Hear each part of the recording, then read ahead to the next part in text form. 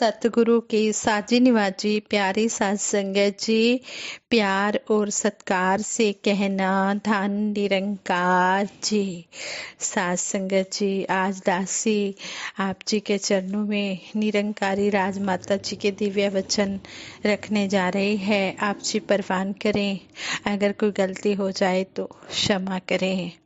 साध संगत जी, निरंकारी राजमाता जी अक्सर अपने विचारों में यही कहा करते थे कि अपार दौलत मिल जाने पर भी भगत को वह खुशी नहीं मिलती जो सतगुरु से मिलकर प्राप्त होती है। सतगुरु को ना विद्वता, ना अथाह दौलत और ना ही उपाधियां बांध सकती हैं। सतगुरु केवल भगत के निश्चल प्यार से बंधा होता है। दयालु सतगुरु अपनी शरण में आए हर एक जीव को प्यार देता है। गुरु से प्यार पाने और उस प्यार को बनाए रखने के लिए अपना आप मिटाना पड़ता है, यानी कि अपने आप को गुरु के चरणों में समर्पित करना पड़ता है। अपनी मैं को मिटाना पड़ता है, अहंकार को मिटाना पड़ता है, क्योंकि रास्ता दिखाने वाले तो संसार में लाखों मिल जाते हैं, परंतु मंजिल पर पहुंचाने वाला केवल सतगुरु होता है। हर समय हमें ऐसे ही संतों का संग करना चाहिए जो सतगुरु निरंकार का ध्यान दिलाए। हमारा सच्चा मित्र ही वही होता है जो हमें राम से मिला दे।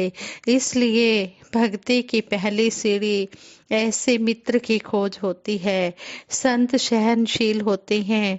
दुनिया वाले संतों को कितना ही सताएं, संत अपनी चाल को नहीं छोड़ा करते।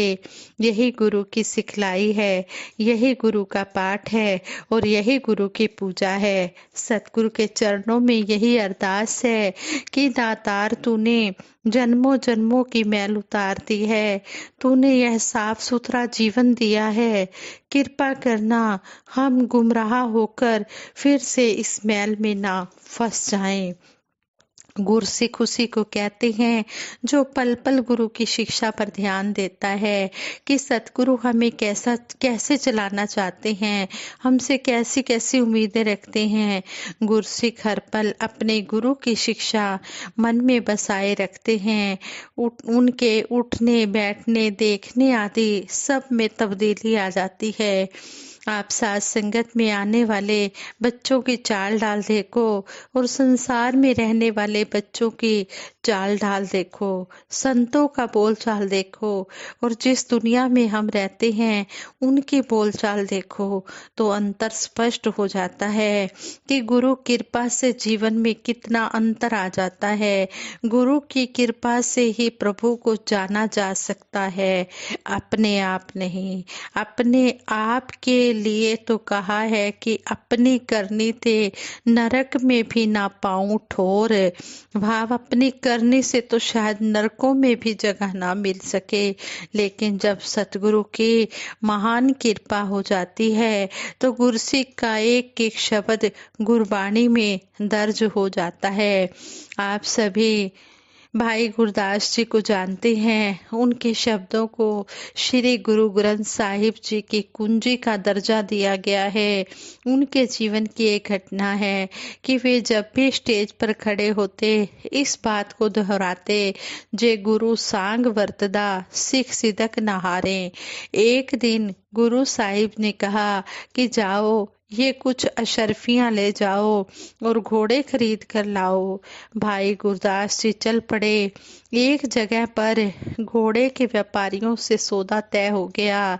जब तंबू के अंदर गए तो वहां पर वे अशर्फियां उनको कंकड़ नजर आने लगी। सोचने लगे कि अब क्या करूं। व्यापारी टेंट के बाहर खड़े हैं, तंबू के बाहर खड़े हैं और सौदा भी हो चुका है, मैं उनको क्या मुंह दिखाऊं। क्या किया, तंबू फाड़कर टेंट फाड़कर पीछे की तरफ से दूसरी नगरी की ओर भाग गए।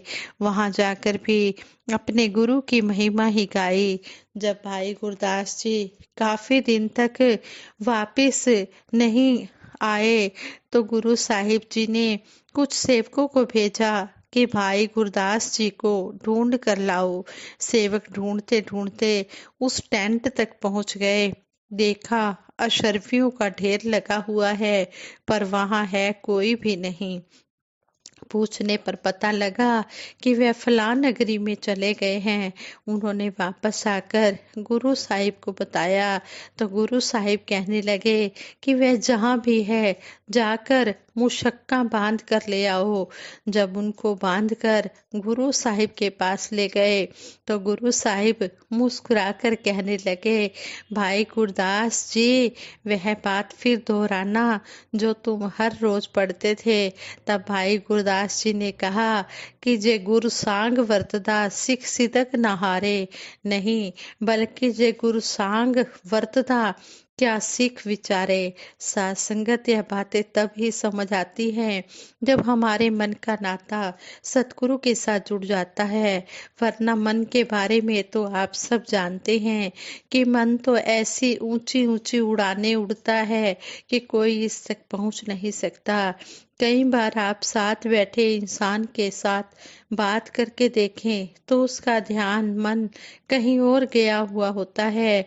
हम एक दो उसको कोई बात कहते हैं और अगर वह हमारी बात का जवाब नहीं देता तो हम उससे पूछते हैं कि तू कहाँ गया हुआ था, मैंने तेरे साथ 2 बार बात की लेकिन तूने उसका कोई जवाब नहीं दिया। तो वह आगे से कहता है, ओहो मेरा मन तो कहीं और गया हुआ था।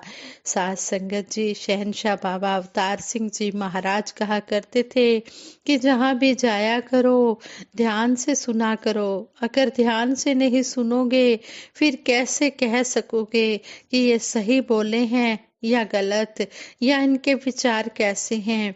अगर आप अपनी ही बातों में उलझे रहे, ध्यान से सुना ही नहीं, तो आप उसका उत्तर क्या दे सकोगे। जिन्होंने भी या इनके विचार कैसे हैं। अगर आप अपनी ही बातों में उलझे रहे, ध्यान से सुना ही नहीं, तो आप उसका उत्तर क्या दे सकोगे। जिन्होंने भी महात्माओं की बातों को ध्यान से सुना, आज उनकी बातें भी ध्यान से सुनी जा रही हैं। सभी गुरु पीर पैगंबरों ने अपनी वाणी में हर समय नम्रता प्यार की ही बात की है। जब हम श्री गुरु नानक देव जी महाराज की वाणी पढ़ते हैं तो वह भी अपनी वाणी में यही कहते हैं, नानक दास एह सुख मांगै, मोह को कर संतन की धूरे, और तूड़ी विच लुड़दड़ी सोहा नानक तै सह नाले। इतनी नम्रता, इतना प्यार, और हम उसे पढ़ने वाले 1-2 शब्द पढ़कर ही अपने आप को बहुत ऊंचा समझने लग पड़ते हैं। यह मानने लग जाते हैं कि हमारे जैसा कोई ऊंचा नहीं है, बाकी सब हमारे से नीचे हैं। हम बहुत कुछ जानते हैं, ये कुछ भी नहीं जानते।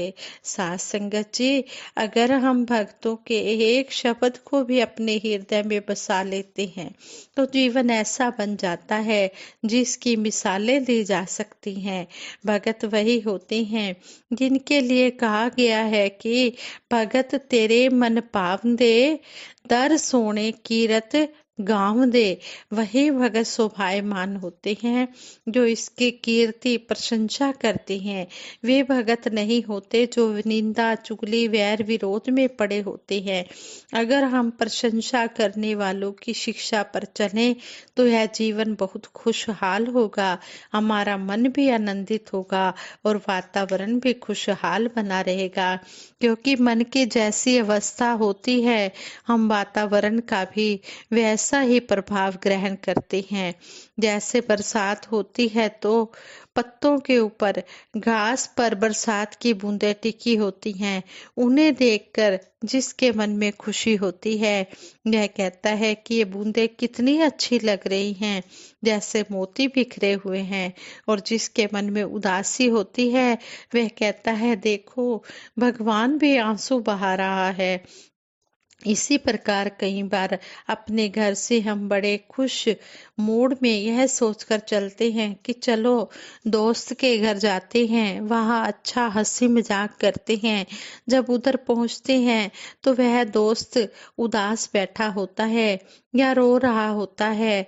उस समय हम क्या करते हैं, खुद भी उदासी का मूड बना लेते हैं और उसके साथ उस जैसा ही मुंह बनाकर बैठ जाते हैं। इसके विपरीत कभी हम घर से उदास जाते हैं पर आगे दोस्त के घर खूब हंसी मजाक हो रहा है तो हमारा मूड भी उसी तरह खुशी वाला बन जाता है।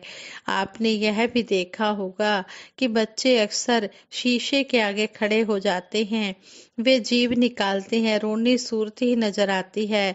अगर वे हंसना शुरू कर देते हैं या टेढ़ा मेढ़ा अपने आप को कर लेते हैं तो शीशे ने तो लिहाज नहीं करना, उसने तो उसी तरह ही दिखाना है।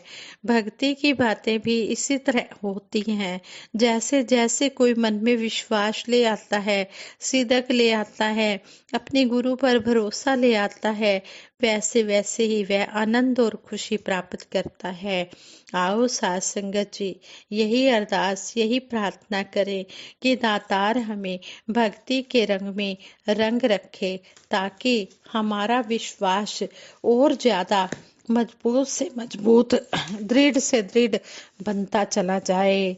भक्ति की एक संपूर्ण प्रतिमा निरंकारी राजमाता, प्रेम करुणा त्याग की मूरत निरंकारी राजमाता, एक मुकम्मल शख्सियत थी निरंकारी राजमाता, भगत की हर हृदय की धड़कन निरंकारी राजमाता, प्यार तेरा कुल जहां से न्यारा है ए राजमाता, सदा मिला है प्यार तुझसे ए हमारी राजमाता, प्रेम करुणा से भरी है तू दयालु राजमाता, दो हमें भी भक्ति कर दो दया ए राजमाता, जगत माँ शहनशाह की प्यारी दुलारी राजमाता, अर्धांगिनी गुरु बचन की हर मन को भाती राजमाता, ममता की थी छांव वो ममता मई निरंकारी राजमाता, शरण तेरी रह कर तेरा करूं अनुसरण राजमाता। सात संगत जी, दासी ने जो ये विचार दिव्य वचन रखे हैं ये हमारे परम ममता में निरंकारी राजमाता जी के थे और दासी ने ये आप जी के चरणों में शेयर किए हैं। दासी को भी आशीर्वाद देना कि जो भी हमें ममता मई निरंकार राजमाता जी ने समझाया है हम इनकी शिक्षाओं का अनुसरण करें, हम इनके जीवन में ढालें, कर्म रूप में अपनाएं और अपना जीवन सुखी बनाएं और औरों को भी प्रेरणा देकर उनका भी जीवन सुखी बनाने की पूरी कोशिश करें। और ये विचार करते हुए अगर कहीं भी कोई भी गलत शब्द आप जी को लगा हो तो दासी को क्षमा कर देना। दासी हाथ जोड़कर आप जी के चरणों में क्षमा मांगती है और आगे के लिए दासी को सुमत बख्शना। साथ संगत जी प्रेम से कहना, धन निरंकार जी।